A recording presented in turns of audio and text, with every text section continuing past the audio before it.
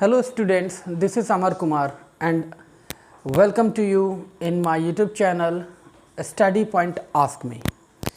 कई सारे स्टूडेंट्स ने मुझे कमेंट किए, मुझे मैसेजेस किए कि सर एक वीडियो आप पावर शेयरिंग पर ज़रूर बनाइए। पावर शेयरिंग का कुछ चैप्टर में ऐसा चीज़ें हैं, ऐसे पॉइंट्स हैं जो बच्चों को समझ में नहीं आ रहे। So I have decided to make a video on power sharing.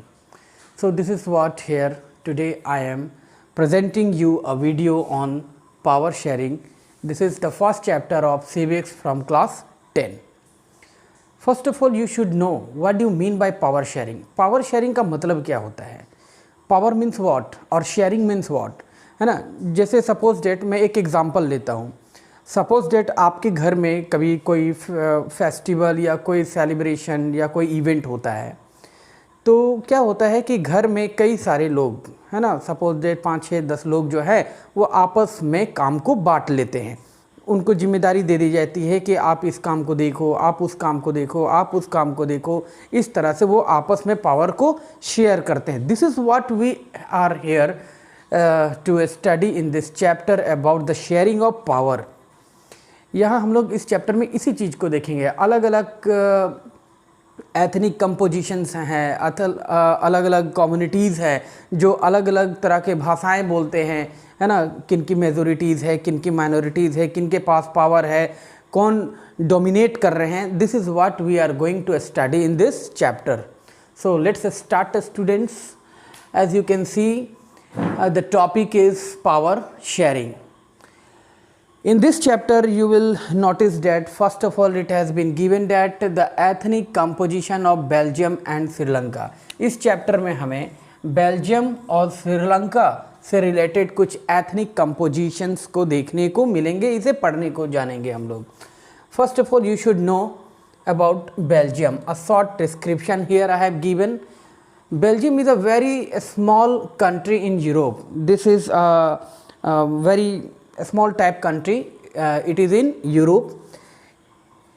Belgium share its boundary with France. Belgium अपने बाउंड्री को किसके साथ शेयर करता है? फ्रांस के साथ, नीदरलैंड के साथ, जर्मनी के साथ और लग्जमबर्ग के साथ। ये कुछ ऐसे कंट्रीज़ हैं जिसके साथ बेल्जियम जो है वो अपने बाउंड्रीज़ को शेयर करते हैं। Population, what is the population of Belgium? It is little over 1 crore. लगभग 1 करोड़ से थोड़े बहुत ज़्यादा यहाँ की टोटल आबादी है। अब हम लोग देखेंगे इसके एथनिक कंपोजिशंस। तो 40% of people who are living in Belgium speak French. Belgium में रहने वाले 40% लोग जो है वो कौन सी भाषा बोलते हैं? French. 59% peoples try to speak Dutch, और वहाँ 59% पीपल जो है वो डच भाषा बोलते हैं।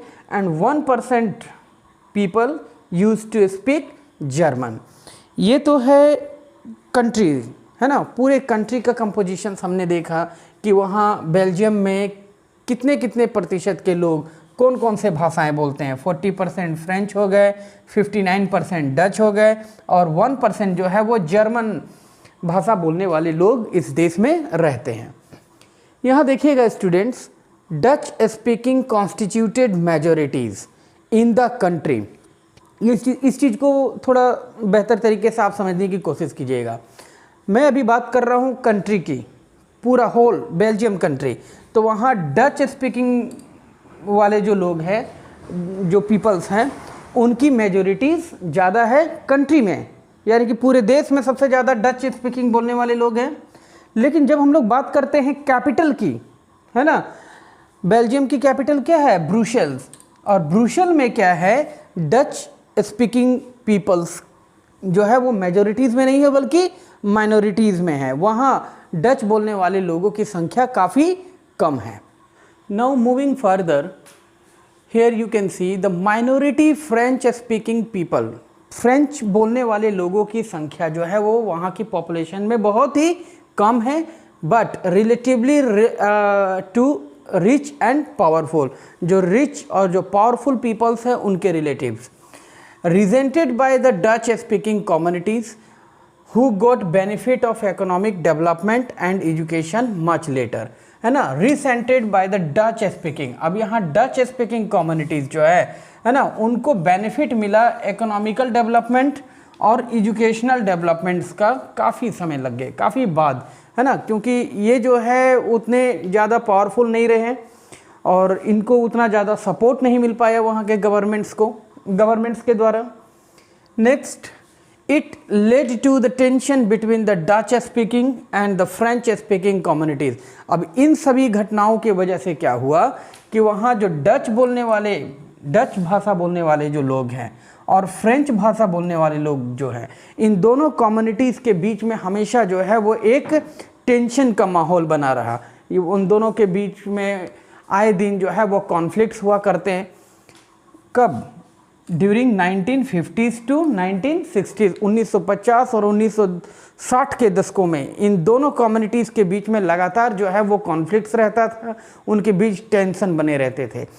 ये जो सारे चीज़ें हमने पॉइंट्स देखा, ये था बेल्जियम के रिगार्डिंग। अब हम लोग जानेंगे, पढ़ेंगे we will now read about the ethnic compositions of Sri Lanka.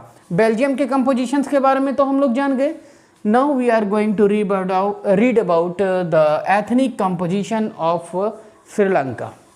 Now comes to Sri Lanka.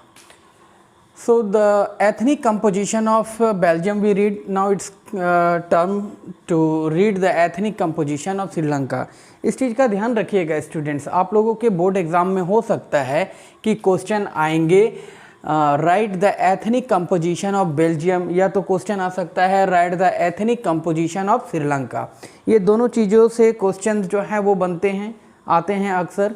तो इन दोनों ही कंपोनेंट्स के विषय में आपको ध्यान रखना पड़ेगा। So from Sri Lanka an island nation. Sri Lanka क्या है? एक छोटा सा आइलैंड नेशन है ना, एक द्वीप के रूप में। आइलैंड समझ रहे हो आप? A few kilometre of the southern coast of Tamil Nadu. ये तमिलनाडु के तटीय क्षेत्र से तकरीबन 35 टू 40 किलोमीटर अवे हमारे देश से, सदर्न टिप में हमारे देश से इसकी दूरी जो है वो कुछ तकरीबन 35 से 40 किलोमीटर की पड़ती है। Population is around 2 crore. यहाँ का पॉपुलेशन जो है वो स्टूडेंट्स वो तकरीबन 2 करोड़ के आसपास में है। कंपोजिशंस की बात करें यहाँ की तो 74% पीपल जो है वो क्या बोलते हैं? सिन्हला। सिन्हला जो है वो वहाँ का कह सकते हैं कि रीजनल लैंग्वेज और यू कैन से वहाँ का एडमिनिस्ट्रेटिव ऑफिशियल लैंग्वेज है Sinhala. 18% of people like to speak Tamil. Tamil भाषा बोलने वाले लोगों की संख्या जो है वो तकरीबन 18% है। अब तमिल में भी कुछ कंपोजिशन है, इसको समझिएगा स्टूडेंट्स। तमिल में हमने इसको 2 भागों में डिवाइड किया। 13% of people use to speak Sinhala Tamil, है ना। सिन्हला जो भाषा है उसमें कुछ मिक्सअप है तमिल का भी थोड़ा बहुत, तो तकरीबन 13% लोग जो है वो सिन्हला तमिल भाषा बोलते हैं। ऐसे लोग the Tamil native of the country, यानी कि जो वहाँ के वाशिंदे हैं, जो वहाँ शुरू से उनके वंशज जो है वो वहाँ श्रीलंका में रह रहे हैं। 5% ऑफ इंडियन तमिल, और 5% ऑफ पीपल जो है वो इंडियन तमिल्स बोलते हैं। वो Indian Tamils means word the people who migrated from India during the colonial time. British के समय कॉलोनाइजेशंस के दौरान क्या हुआ था कि जो लोग भारत से श्रीलंका चले आए थे काम की तलाश में या और किसी दूसरे वजह से, वो भारत से अंग्रेज़ों के थ्रू लाए गए श्रीलंका और फिर वो यहाँ से वापस नहीं गए, यहीं पे सेटल डाउन हो गए। They used to speak 5% of people Indian Tamil. 7% are the Christians also who live in Sri Lanka who are both Tamil and Sinhala. 7% people जो है वो क्रिश्चियंस हैं और वो तमिल और सिन्हला दोनों ही तरह की भाषाओं को बोलते हैं। This is what we read about the ethnic composition of Belgium and Sri Lanka in this video. In further videos you will get more information about this chapter। आगे आने वाले वीडियोस के थ्रू मैं आपको इस चैप्टर से रिलेटेड और भी कुछ जानकारियाँ प्रोवाइड करूँगा। So students, try to watch my videos properly, पूरा का पूरा वीडियो देखें, स्किप ना करें। This is the very valuable video which I am providing to you, through which you can get lot of information, lot of knowledge from here. This is all about the ethnic compositions of Belgium and Sri Lanka for today, and rest you will get in my upcoming videos. So this is all for today, students. Thanks for watching my this video.